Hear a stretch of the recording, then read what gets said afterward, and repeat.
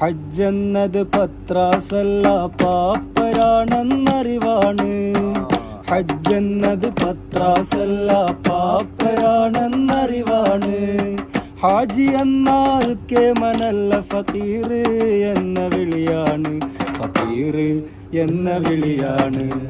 കൊമ്പ് നടിച്ച് വിമാനം കേറി ഹജ്ജിന് പോകണ്ട. ലബ്ബൈക്കെന്ന ബൈക്കുമ്മ കേറി ഹജ്ജിന് പോയിക്കോളി. നല്ല ഹജ്ജിന് പോയിക്കോളി.